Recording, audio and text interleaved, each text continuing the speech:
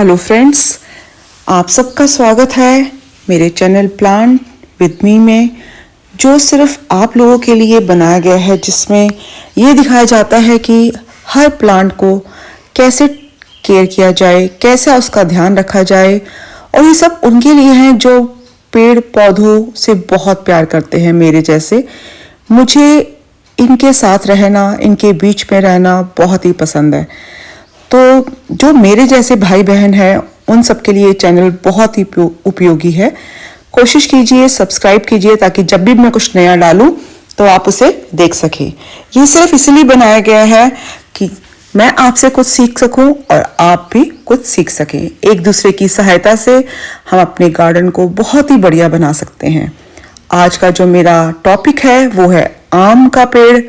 मेरे घर में 3 आम के पेड़ लगे हुए हैं और तीनों ही जमीन में लगे हुए हैं, और वो पिछले साल से इतनी अच्छी फसल दे रहे हैं। खूब बड़े बड़े आम इस पे लटकते हैं। तो ये जो टाइम है मार्च का, इस टाइम पे इसका थोड़ा सा ध्यान रखा जाता है। वो क्या ध्यान रखना है, क्या इसमें डालना चाहिए, कैसे इसकी प्रूनिंग किस टाइम पे करनी चाहिए, ये सब मैं आपको इस वीडियो में बताऊंगी। बने रहिए मेरे साथ। चलिए चलते हैं।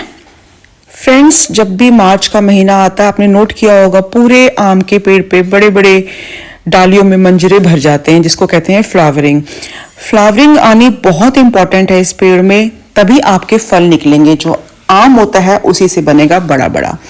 तो आप कोशिश कीजिए, जब भी फ्लावरिंग आती है उसकी देखभाल आपने कैसे करनी है वो मैं आपको बताती हूँ। सबसे पहले तो आपने देखना है कि आपको पानी की जो इसमें क्वांटिटी है बिल्कुल ना के बराबर कर देनी है। चाहे आप 1 वीक में एक बार डालिए, चाहे 10 दिनों में एक बार डालिए, लेकिन आप देखिए जब तक मिट्टी गीली होगी आपने इसमें पानी नहीं डालना। आप फिंगर से टच करके देखिए, मिट्टी जब सूख जाएगी अच्छे से तब इसमें आप वाटरिंग कीजिए। वाटरिंग का सबसे बड़ा रोल होता है, वाटर बिल्कुल भी ज़्यादा इसमें नहीं भरना चाहिए, क्योंकि उससे मंजीरें जो होती हैं सारी भुर जाती हैं, जैसे कहते हैं, वो टूट जाती हैं और नीचे गिर जाती हैं। आपने बहुत सारी जगह पे देखा होगा ज़मीन पे सारे फ्लावरिंग गिरे हुए मिलते हैं। उसका मेन रीज़न यही होता है कि पानी ज़रूरत से ज़्यादा उसमें दिया जाता है। तो बिल्कुल पानी का ध्यान रखिए, जितनी ज़रूरत है उतना ही दीजिए। वीक में एक बार, हो सके तो 10 दिन में एक बार दीजिए। दोस्तों, आम के पेड़ को अगर आपने ध्यान से रखना है तो सबसे मेन है कि उसमें आपने नाइट्रोजन की कमी नहीं होने देनी। नाइट्रोजन की कमी के साथ साथ फॉस्फोरस और पोटेशियम की भी इसमें मात्रा प्रॉपर जानी चाहिए। और वो कैसे जाएगी वो मैं आपको बताऊंगी। मैं अपने पौधों और पेड़ों में कभी भी ऑर्गेनिक के अलावा मोस्टली जो चीज़ें हैं ऑर्गेनिक ही यूज़ करती हूँ। बाहर की जो जिससे कि नुकसान पहुँचे वो चीज़ें कम से कम यूज़ करती हूँ। जब तक कि इसमें ऐसी सिचुएशन ना आ जाए कि ऑर्गेनिक से काम नहीं चल रहा, तब तक मैं वो चीज़ें यूज़ नहीं करती। तो इसलिए मैं भी आपसे सजेस्ट यही करूँगी कि आप सब कुछ ऑर्गेनिक ही इसमें यूज़ कीजिए। जब भी इसकी मिट्टी बनाते हैं, जब इसको हम लगाते हैं, उस टाइम पे ही मोस्टली मैं इसमें वो सब चीज़ें डाल देती हूँ, उसकी मिट्टी में मिक्स कर देती हूँ, जिससे कि स्टार्टिंग से ही इसको ग्रोथ मिलनी शुरू हो जाए। मार्च के महीने में जब इसमें फ्लावरिंग होनी शुरू हो जाती है तो आपने एक बात का ध्यान तो बहुत ही ज़रूरी रखना है कि इसमें स्प्रे बिल्कुल नहीं करना।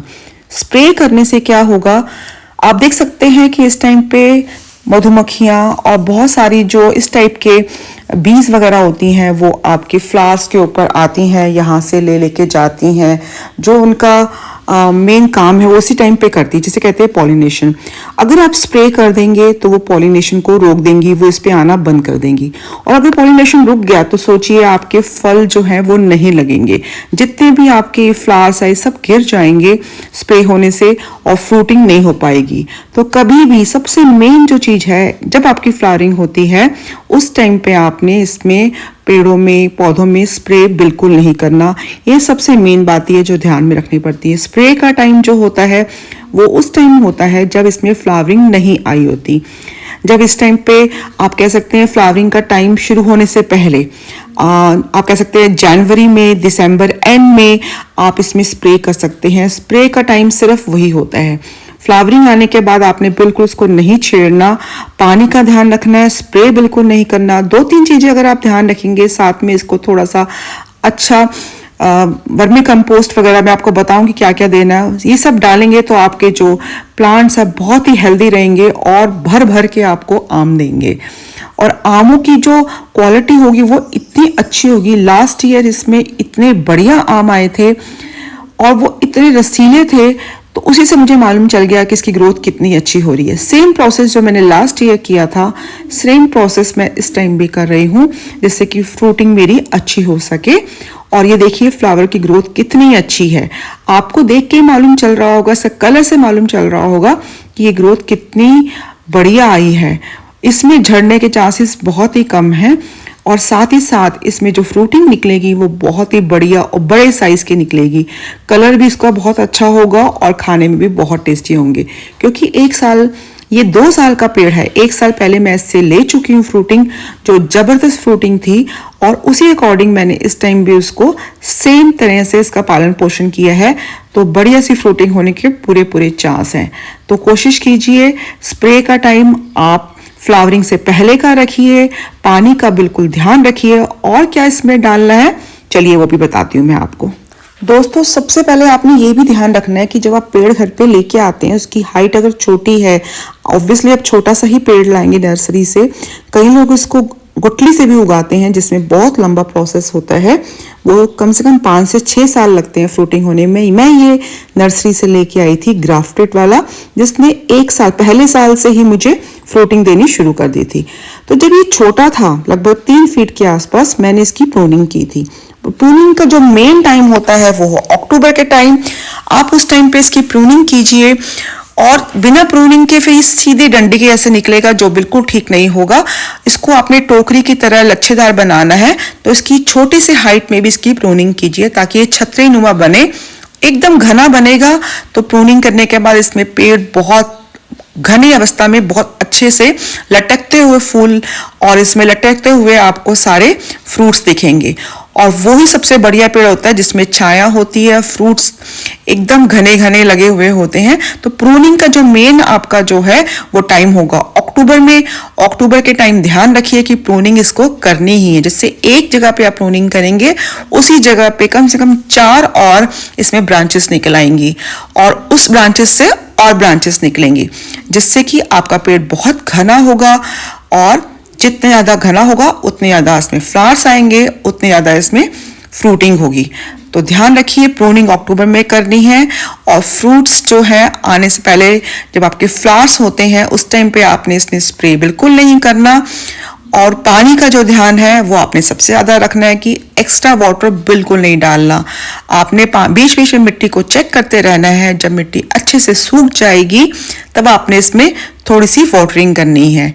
बस इतना ध्यान अगर आप रखेंगे, और साथ में मैं आपको जो बताने वाली हूँ, थोड़ी सी इसमें जो हमने खाद डालनी है उसको भी अगर आप डाल देंगे, आपका पेड़ बहुत ही बढ़िया बनेगा।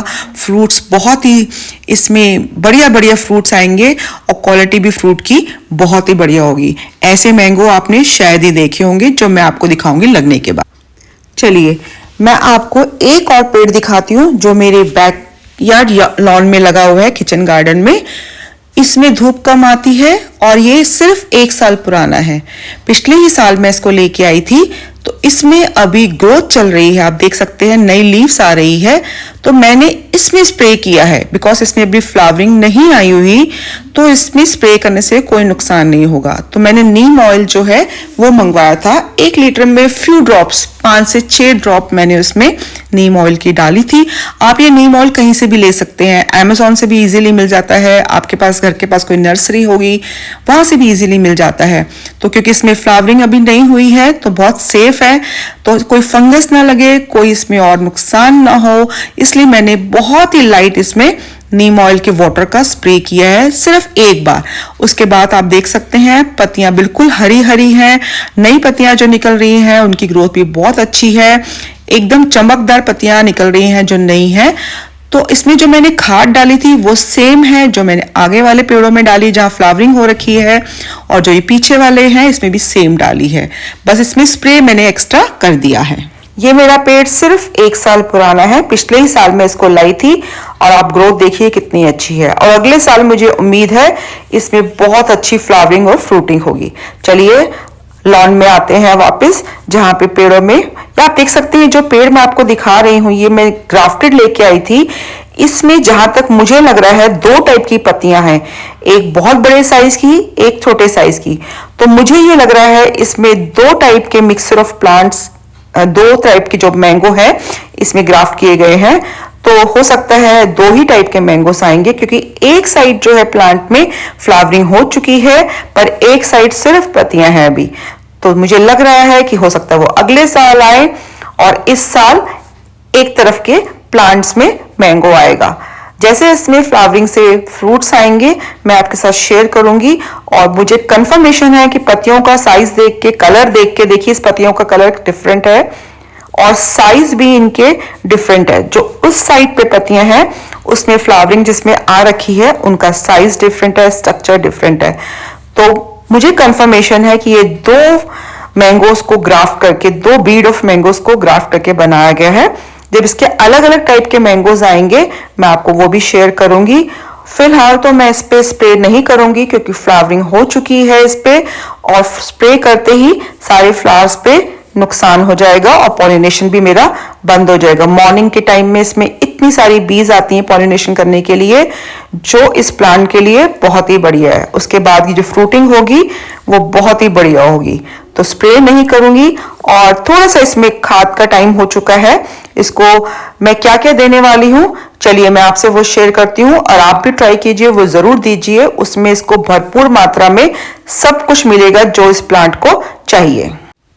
मार्च के महीने में जब ये फ्लावर्स देता है तभी बहुत मेहनत कर रहा होता है, बिकॉज इसकी ग्रोथ भी हो रही होती है, फ्लावर्स भी निकल रहे होते हैं, तो साथ साथ इसमें फ्रूट्स आने के लिए इसको बहुत मेहनत करनी पड़ती है। तो उस टाइम पे हमें इसको फूड देना बहुत ज़रूरी होता है। तो मैं उस टाइम क्या क्या दूंगी ये चलिए दिखाती हूँ। आपने क्या करना है, इस टाइम पे हल्की हल्की सी इसमें गुड़ाई कर देनी है पेड़ के आसपास। ज़्यादा मैं इसको गहरा इसलिए नहीं करती हूँ क्योंकि मुझे डर लगता है इसकी जो जड़ें होती हैं वो अंदर से हिल ना जाए। तो मैं हल्की हल्की इसमें गुड़ाई करती हूँ। और ये मैं जो आपको दिखा रही हूँ इसमें मैंने क्या क्या मिक्स किया हुआ है, वर्मी कंपोस्ट है जो मैंने थोड़ा सा डाला हुआ है, मतलब 70% इसमें वर्मी कंपोस्ट है और 30% इसमें है वुड ऐश, लकड़ी की जो राख होती है वो इसमें मैंने ऐड की हुई है। इन दोनों को मिक्स करने के बाद मैं एक्चुअली इसका जो पोर्शन है बना के रख लेती हूँ क्योंकि बहुत सारे फ्रूट्स वाले प्लांट्स में ये काम आता है। तो इसको मिक्स करके रख लीजिए आप 70 और 30 के रेशियो में। 70% आपको वर्मी कंपोस्ट डालनी है और 30% आपको वुड ऐश डालनी है। लकड़ी की आपको जो ऐश होती है, राख, वो आपको कहीं भी मिल जाएगी, चाहे आप नर्सरी से ले लीजिए अपने आसपास, चाहे आप अमेजोन से ऑर्डर कर सकते हैं, बहुत इजीली हर जगह पे अवेलेबल होती है। इसको मिक्स करने के बाद लगभग आप कह सकते हैं आधा बकेट, जो मेरे हाथ में बकेट है उसमें से अब आधा बकेट के आसपास मैं इसमें डाल दूंगी, क्योंकि ये ग्रोथ करने का टाइम है, इसको भोजन बहुत अच्छे से चाहिए इस टाइम पे, तभी वो अच्छा ग्रोथ करेगा, फ्लावरिंग देगा, फ्रूट्स देगा। तो जितना आप इसमें अच्छे से डालेंगे उतना ही रिजल्ट्स मिलेंगे।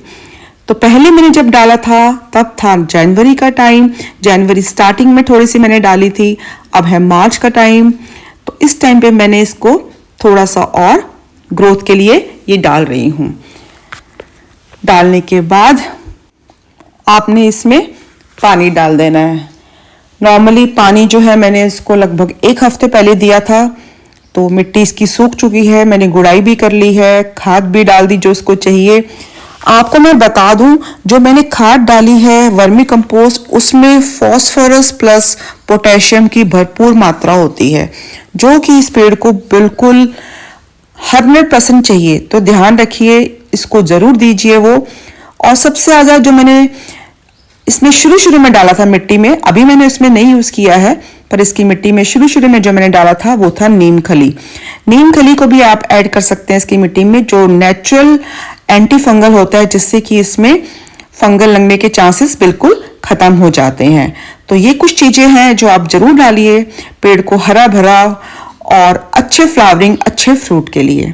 फ्रेंड्स, इसमें आपको जो भी अच्छा लगा हो वीडियो में, अगर थोड़ा सा भी अच्छा लगा है तो प्लीज शेयर कीजिए, बेल आइकन प्रेस कीजिए ताकि मैं आपके साथ और भी चीजें शेयर कर सकूं।